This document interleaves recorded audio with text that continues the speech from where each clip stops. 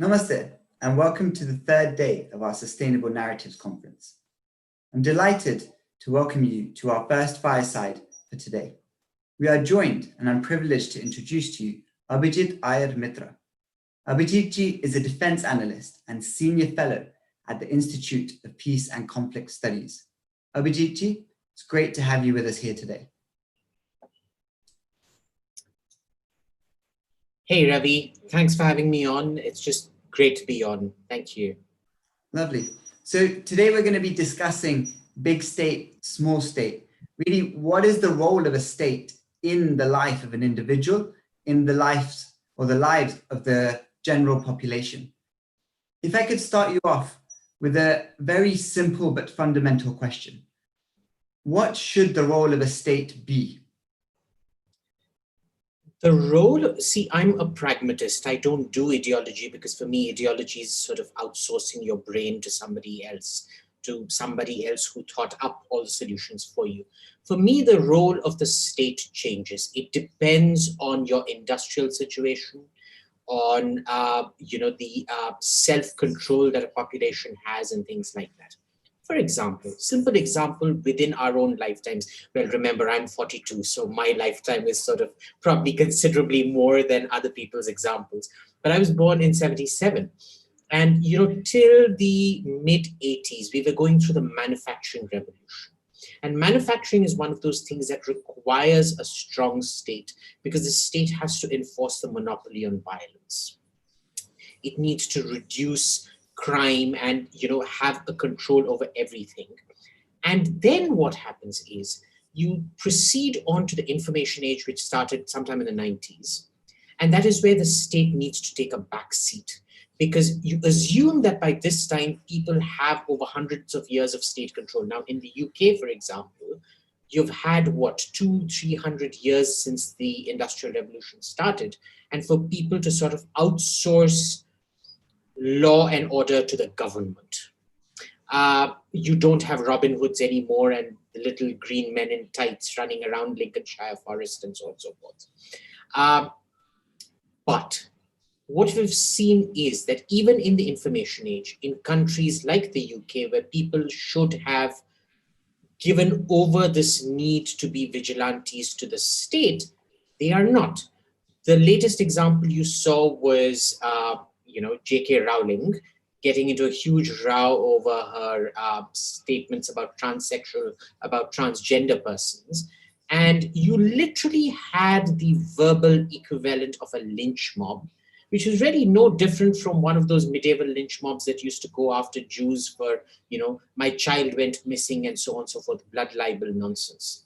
So I'm very conflicted now. I've been changing my views on the role of the state because what we realize is it's a matrix.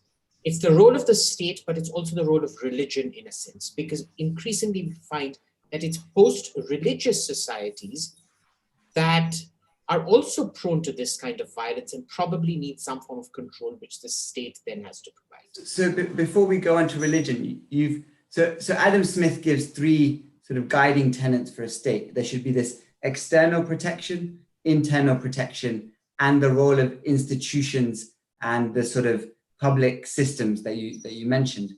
Now, when it comes to religion, does that sit outside of the state framework? So that's the thing that I've been juggling with, because the church, as we know it in the West, I'm talking about organized religion, unlike, say, India or Hinduism, which is completely disorganized religion, was an institution of the state. The Queen today is the head of the Church of England. You take any Western secular democracy, any constitutional monarchy, for example, the Dutch, the Queen, it's now the King again. 100 years of Queen, but now we have a king. So sorry, I'm going to keep referring to the Dutch Queen. It's actually the Dutch King now, is the head of the Protestant Church of Holland.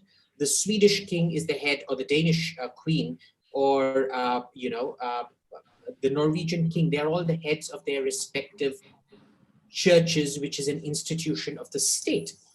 I don't think per se religion being a part of the state is bad, like we see in UK, Holland, Denmark, Sweden, or Norway, as opposed to, say, somebody like Saudi Arabia, where religion is part of the state, and it's not a very nice thing.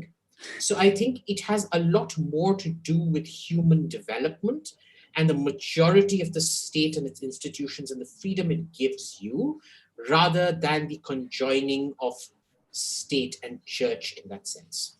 So what you're saying is the joining of church and state isn't inherently bad. But so can we go back to when we talk about a big state and a small state? Can you give us examples of what a big state looks like? And conversely, can you give us an example of what a small state looks like? Sure. And when we talk about big state, small state, we're talking in terms of intervention and not in terms of actual size. Now, big state works fine on a small scale, right? It's your typical tribal communities in that sense. And if you extend that in a country of, say, about 10 to 15 million people, it works fine. Norway being an example, Sweden being an example, aggressive Scandinavian style socialism where the state comes in and helps you. Even that has a negative, because if you look at migration rates to America or Australia, the Scandinavian countries are around the top, because a lot of people there simply don't want to end up paying 55-60% taxes. And we have, I think Australia is enriched because of Swedish and Norwegian migration. That for me is what a big state looks like. A small state, look, there's a theoretical small state who'd like to believe they're a small state, and then there's a genuine small state. And this is the difference between theory and reality, why theory never translates into reality. Theoretically, it would be America. And, where there is this inherent, because of the Boston Tea Party, there is this inherent opposition to the state. And this whole glorification, the Westerns, the Clint Eastwood bang, bang, bang kind of movies, where you basically, the state is fundamentally evil. You try to keep it out of everything. We've seen that in the Obamacare, the healthcare debate and things like that. But instead, what they have is a state that never really actually got its monopoly on violence. Gun violence is ridiculously high out there. How is a state meant to have a monopoly on violence where so many people have guns and go around killing people? Okay. On the other hand, you look at Canada, for example. Canada has a higher per capita gun ownership than America, but you don't have that kind of gun violence and gun deaths. Switzerland has a higher gun ownership because, every adult is required to own a gun because of their national conscription laws. You do have a very high suicide rate, but you don't have a very high crime rate. So theoretically, I think America would love to believe that it is the ideal small state, but even that has a lot of contradictions to it. For me, let's pick up on America for a moment there. So one of the central premises that America was founded on is that state is best which governs least. That government is best which governs least. And you said that there's a kind of failing in that system in its lack of monopoly on violence. So this is the sort of internal safety that a state should provide. Where does that failing occur? I think that failing has occurred because of this love of dogma. And this is why I refuse to identify with any one ideology clearly, because, this kind of dogmatic love for a position just because it's written there, it's almost this sort of shibboleth, this revealed by God sort of thing. And, if you go by the Mormons, it literally happened. Jesus Christ came to America and set up the United States of America for personal freedom and liberty and things like that. I think that is where it comes from. It comes from this, if you read Justice Antonin Scalia's judgments, when he ruled that the Second Amendment, the right to bear arms, was valid, he belonged to a school called textualism, which is to interpret how things, why were laws written down the way they were at that given point of time. He justified it basis on that. The problem is that when that particular law was written down, you still had American Indians, Comanches and Cherokees and whatnot coming around scalping settlers in the wild, wild west. It does not apply in a modern setting. So this is why dogma can be deeply corrosive at times. And I think that is that dogmatic position we sort of need to get away from.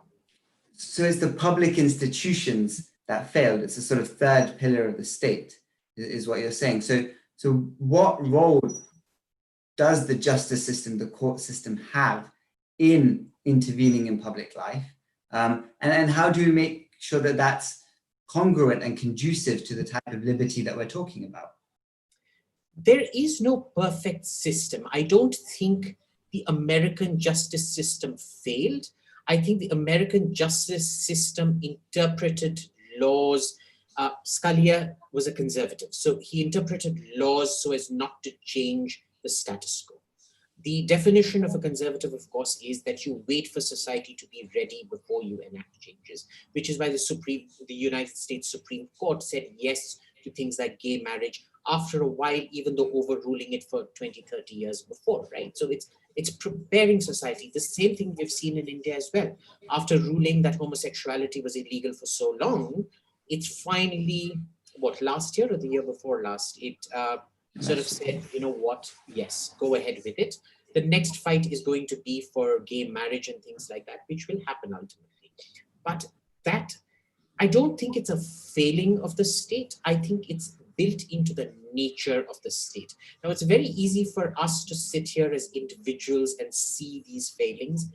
But I think when you're deep within the system, looking at that kind of macro detail becomes virtually impossible because you're so deep into the system. It's like if you're drowning in a stream carried away by a current, all you're thinking about is help, help, whereas everybody else from the banks can see it, you can't see it. So it's kind of like that. So the US system, and certainly the US founding fathers, intentionally created a state that enshrined values of liberty to some degree, and that was resistant, and there were checks and balances to prevent authoritarianism. Let's go to the opposite end of the spectrum, and I'm going to bring in China here. I know you have some interesting ideas there. So how does that contrast with China's current regime? And can you give us an example of sort of how that manifested during the COVID crisis? Yeah. So with China, I think you had a very, very short window, say between 1979 to 1989, where they tried to move towards less state control. And that was Deng Xiaoping. This was about 3 years after Mao Zedong died. Deng Xiaoping takes over, and then he introduces a genuine Louis XIV style laissez-faire economy where everybody can make money and, embrace capitalism. That's his famous words. It doesn't matter if a cat's black or white as long as it catches mice. But all of that comes crashing down in 1989 when Tiananmen Square happens, and he realizes that it is this newly liberated middle class that provided the backbone of the protests at Tiananmen Square. And immediately what you see happen is the matrix of demand changes from private demand between 70 to 90%, depending on whose calculation you go by today in China, is public demand, the public sector demand, right? And everybody is somehow or the other linked to the state. Now, you can call it crony capitalism or whatever, but it is linked to the state. So both production, both supply and demand are deeply linked to the state, and it is full on state control. You look at what happened with COVID. I think it's a particularly interesting aspect. I think for the West, it was new, but for India, it wasn't new, because in India, what happens is, because I work with the military, every new aspect of technology, which the West uses to free up its soldiers and enable them to work as sort of independent berserkers on the battlefield, which is very, very effective, coordinated but independent, India has been using to impose more and more and more control on its soldiers. And I think this is what you're seeing in China, that enabling, freeing technology of the information age is being used in the most counterintuitive manner to greater and greater control. So I find that particularly fascinating, because technology is perfectly neutral in itself. One uses it for what I believe to be the greater common good. The other uses it for greater common control, which I don't think China can grow beyond its middle income trap if this kind of control continues. And we saw this in COVID, the kind of using drones to monitor you, right? The kind of public facial recognition technology and things like that. It's fine when you're using it during a period of emergency like this. The problem is it's also filtered into other countries which might not get rid of it so soon. China, of course, set it up precisely for social control. Other countries will simply use the residual effects for social control. So the argument could be made that China's authoritarianism and, let's say, efficiency of decision-making because of it allowed it to muster a better response to COVID than some liberal democratic societies could have. What would you say to that? That they would be absolutely right. It always seems much more attractive in the short term, except in the long term, the mistakes tend to compound and you tend to come crashing down. We've seen this happen over and over again. It happened with Nazi Germany, with the Third Reich. Brilliant. The way Hitler marshaled Germany's resources after it had been broken in the humiliation of the Weimar Republic, the rampant inflation that you saw. You literally needed about, 1 trillion Deutschmark to buy one sausage at one given point of time. To the German economic miracle that happened under him. But then what happens? You fall into an echo chamber, your mistakes start compounding, and look how Germany came crashing down. You saw the same thing happen with the Soviet Union, a agrarian serfdom. Russia got rid of serfdom in 1870 or 1890, something like that. Tsar Alexander III. Very, very late. Literally, serfdom is slavery almost in a sense. And you have the USSR, which takes within the space of just not even Lenin, just Stalin. So from 1829 or 24 or 29 to 52, he industrializes the Soviet Union. There's absolutely no doubt that he was responsible for the Soviet Union becoming an industrial power. And yet, 50, 60 years down the line, it comes crashing down. It collapses one fine day. You see the same thing happening with China. It certainly helped for better policy making, but you're now seeing the mistakes starting to compound. You look at the Belt and Road Initiative, what's called, they keep changing names. Communists are so good at jargon. It was called now it's called the Belt and Road Initiative. It was called One Belt, One Road, and I don't know what it was called before. And then there's the China-Pakistan Economic Corridor. There is absolutely no cost-benefit analysis that is public about it. You look at every single project under it, nobody would touch it because it is economically unsustainable. There is no connection to economic reality. There is no connection to markets. It doesn't make any market logic. They're all bound to fail. And if you look at the example of Hambantota port in Sri Lanka, which simply didn't do well, and then China just took over, that's fine. You can take over ports like they've taken over Gwadar and Ormara as well, which they're building in Pakistan. The issue is when all these countries go bankrupt because none of this is sustainable, what do? The world is no longer, you go bankrupt and your debtor and your creditor invades you. Argentina went bankrupt. What could anybody do about it? Ultimately, Argentina's loans just had to be written off in that sense. So we're no longer in this phase where you just invade and occupy a defaulting country. I think in many ways, Xi Jinping is going to be what Brezhnev was to the Soviet Union. They preside over the collapse of the country, but the collapse doesn't happen under them. It gets passed on to some gullible little Mikhail Gorbachev who comes later on. So there is something to be said about Chinese mercantilism and using that as an expansionist policy. And that seems to come from what you mentioned, which is the marriage of state and commerce, or the state and private companies. How does, let's say, an American company compete with a Chinese company when the Chinese company is married to the state? It seems like an awfully unlevel playing field. And just to add on to that, if it is unlevel, how do we go about regulating that as a global society? I see this as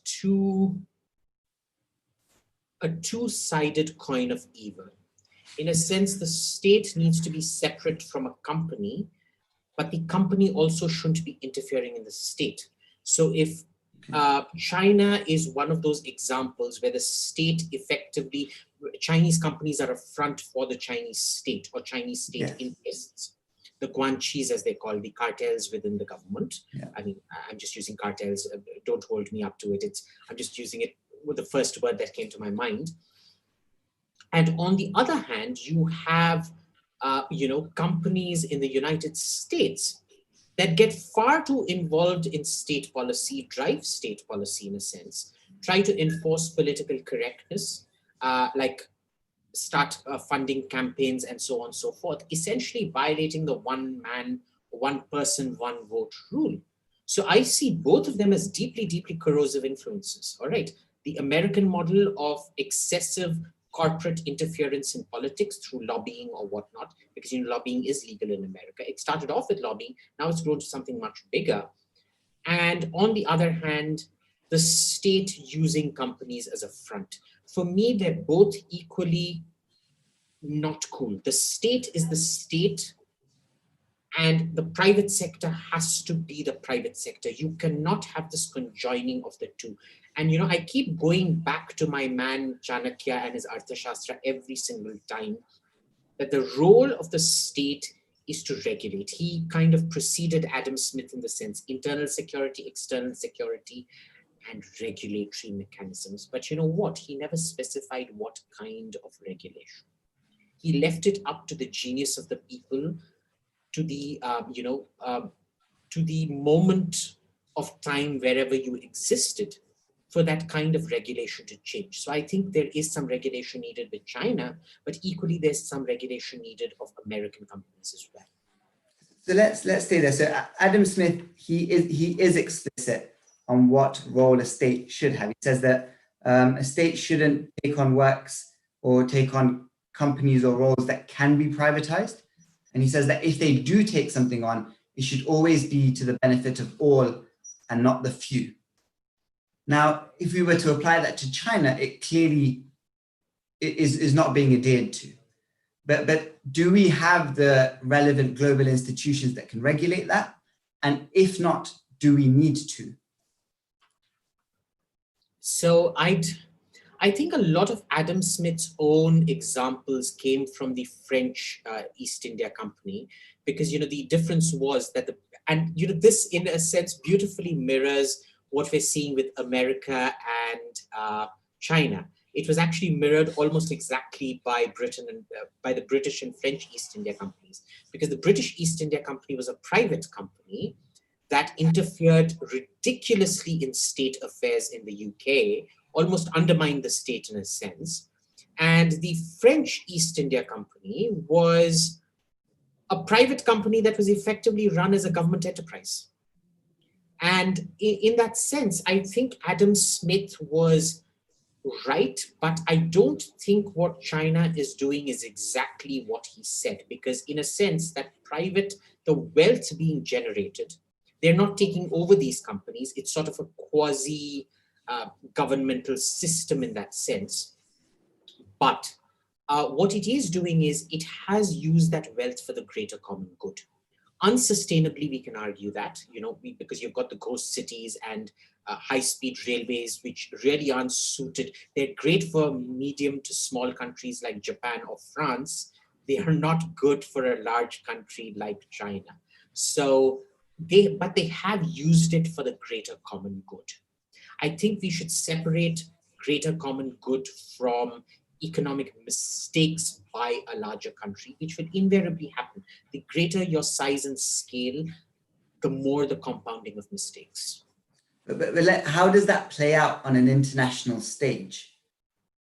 It doesn't. It's one of those things where you really have to move away from dogma and ideology and keep course correcting.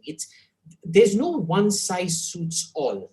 And one of the things that always worries me both about the right and the left is that they simply can't get this thing that life is pendulumic. Sometimes you have to be right wing, sometimes you have to be left wing, and it has to keep swinging. For example, I would identify, by Indian standards, I'm virtually a Nazi, because the center in India is so far to the left. In America or Europe, I would be a quasi-socialist almost. In India, I am a crazy right-winger. And in spite of that, I would say support the nationalization of land and leasing it out on 99-year leases to people. Why? Because there is no economic rationale for the kind of land prices we are seeing in India today. It is hindering productivity. It is any company that wants to come and set up today, the prices of land are so high, extortionate, to the point that you simply can't create the value addition to make profit once you've spent on that amount of land. You're seeing that a lot of lives in the urban areas of India, so much money is spent just on chasing these overpriced plots of land. It's creating a whole black market economy of its own. Land prices land deals were the single biggest source of black market earnings in India, as we know. I mean, it's very difficult to measure these things, but it's estimated. And they're also the single biggest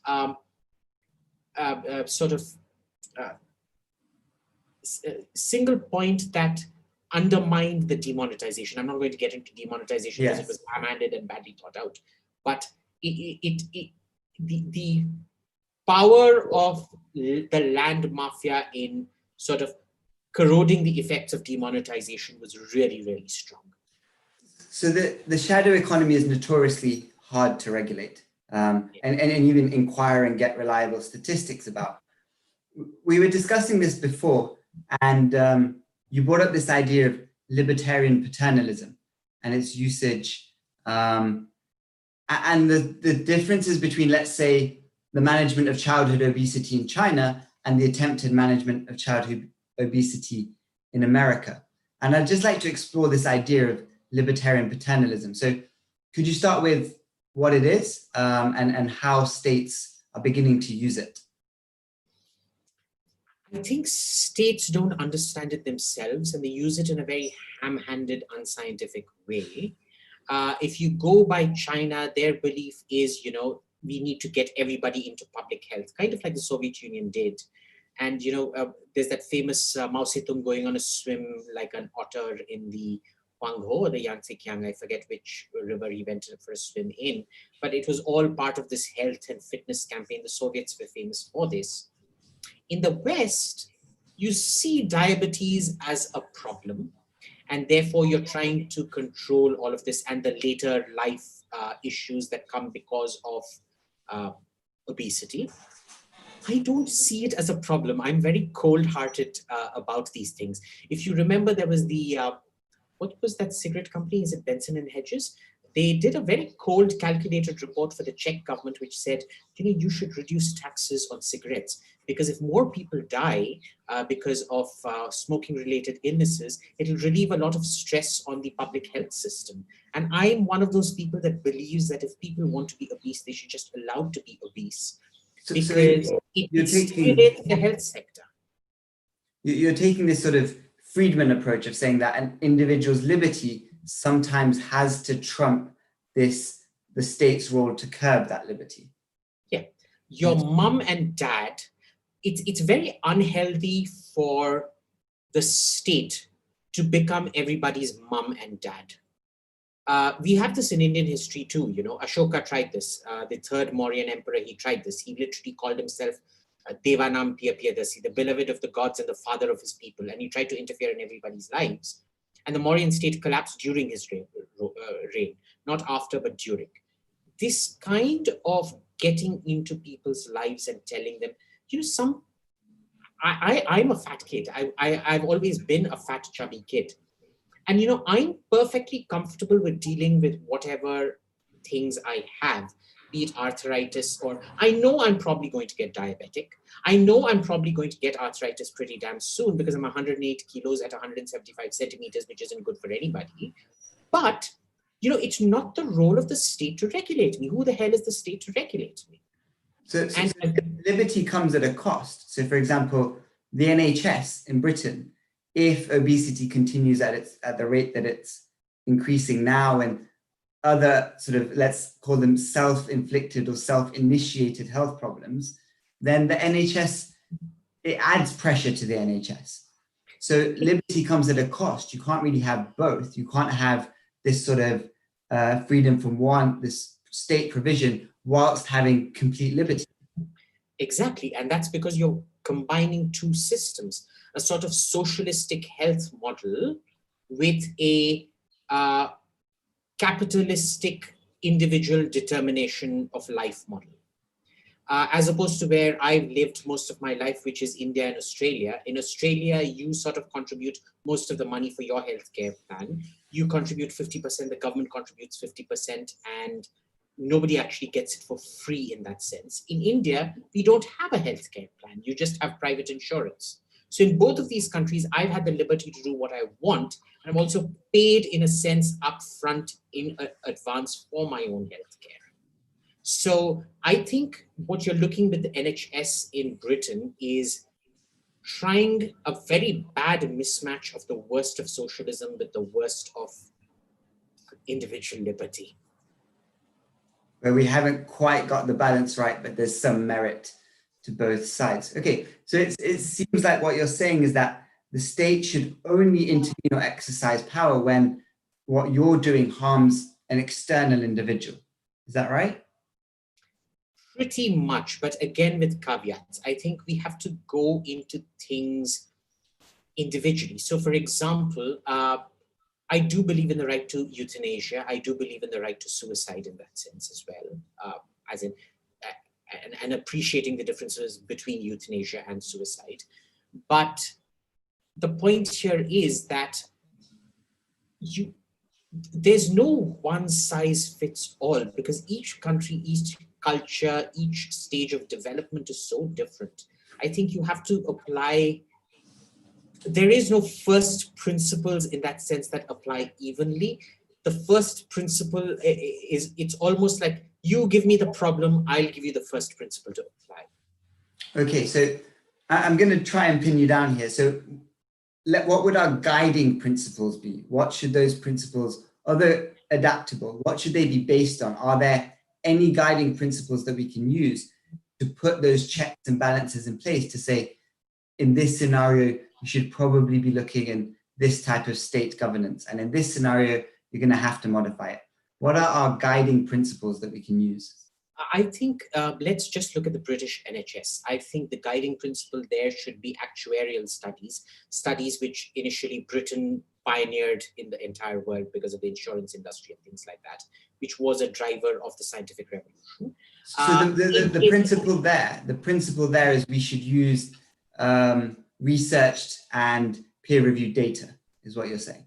Exactly. Research and peer-reviewed data to see at what point does the incentivization through obesity of healthcare professionals and of grocers and producers of cheese, ham, what have you, more than that of the victim of diabetes. And the moment the cost of the diabetes problem increases more than the economic rewards it is producing for grocers, ice cream makers, other fatty food and sugary food suppliers, as well as the health system, that is when you start to crack down on it. Cost-benefit analysis, basically. Okay, so principle one, we should use evidence bases, data, and cost-benefit analysis. Principle number two? With the NHS, that would be it. Okay, with, let's say, the Chinese mercantile policies. With regards to what? With regards to how should we regulate them? What should our approaching principle be? Give me an example, because that's too broad. Okay, so the port in Sri Lanka, you could argue that China knowingly gave that loan and knowingly provided that infrastructure. Having done their research and their data, they knew full well in 5 years that port was going to be theirs. Okay. And should someone like the UN approach, well, A, is it a problem? And B, if it is, how should someone like the UN approach that problem?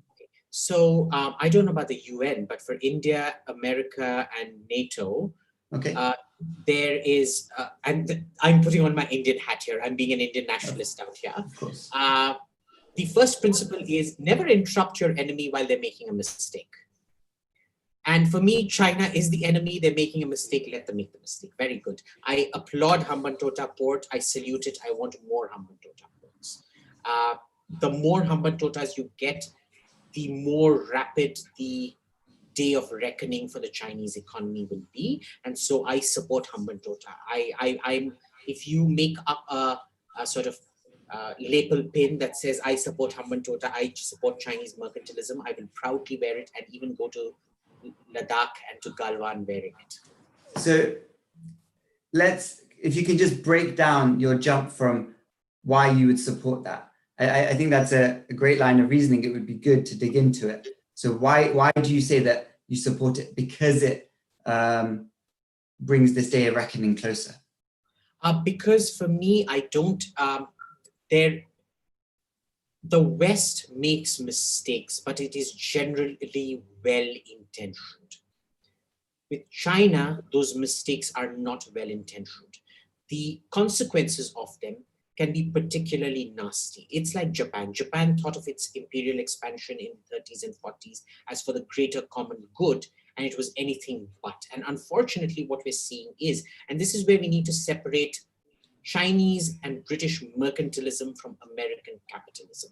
Ultimately, British mercantilism also collapsed. Remember, it was very similar to the Soviet Union if you look at it in that sense. The sun never set on the British Empire, and the British Empire collapsed. India stopped being a profitable colony in 1917 or 1919. We stopped being profitable. And since then, we had to be supplemented by funds from the UK. The UK was actually paying us to colonize us from 1917 or 1919 onwards, till World War II happened and the rapid industrialization of Bengal, which also resulted in the Bengal famine. So in this particular case, I think to allow, because you see China as an inimical force, I don't know how you see it, I don't know how the audience sees it, but I see it as an inimical force that I have determined is not a force for good.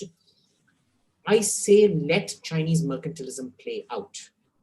Let these countries that are going to China realize by themselves how not good for them China is. Remember, America's greatest supporters today were all Warsaw-backed countries at one point of time. The core NATO is less enthusiastic about NATO than the new NATO is.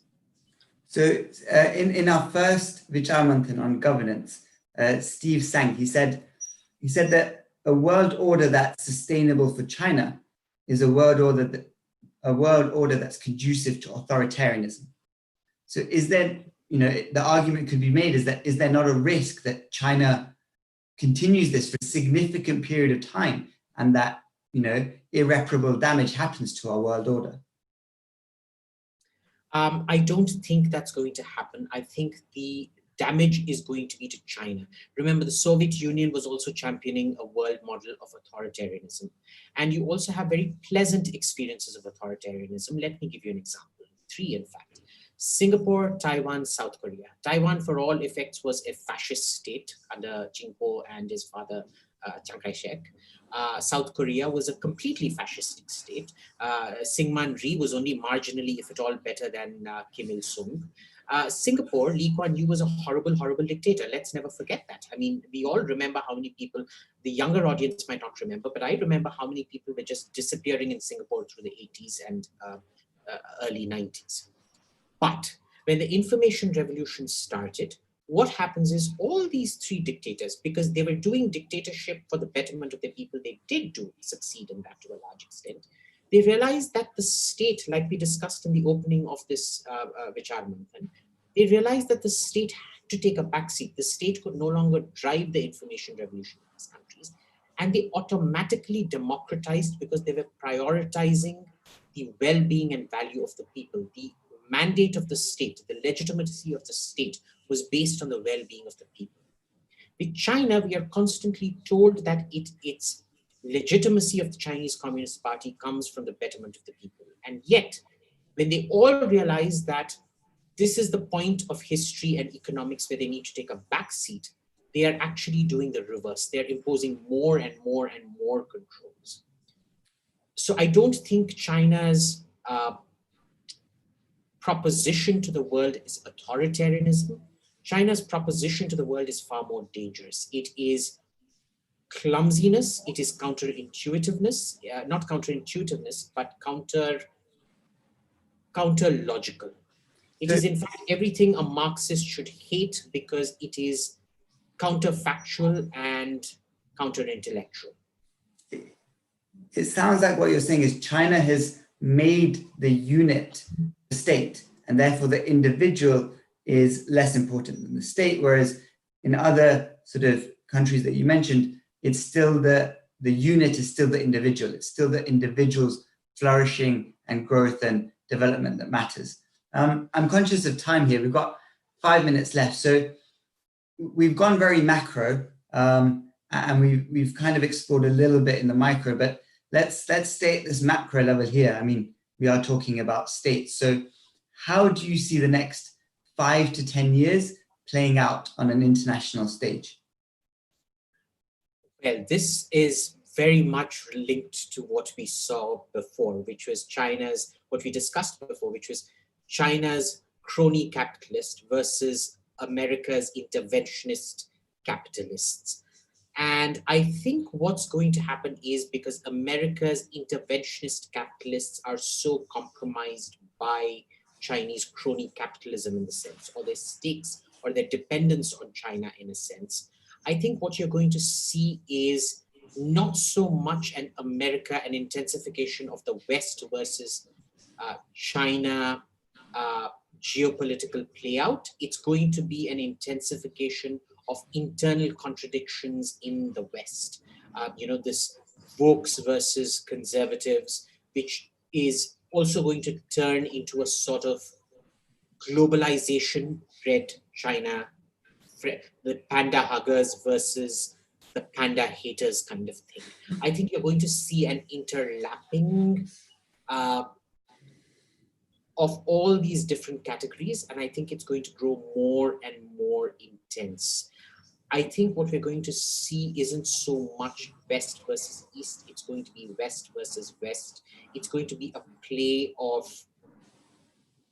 for the minds, for the hearts and souls of the West itself. That's the great battle we need to look forward to. It's very clear, I think, and a very strong statement that you've just made. I'd like to wrap up. So thank you very much, Abhijit, for joining us. I think we've explored in quite good detail the role and the definitions of a big state and a small state and their pros and cons. It seems like we're pointing towards a state that's not necessarily fixed and mired in dogma, but that evolves and is organic. But at its core, it values the individual flourishing, it values sustainability, and it values this individual liberty. Thank you very much. I hope you enjoyed that discussion as much as I did. Thanks for having me on, Ravi.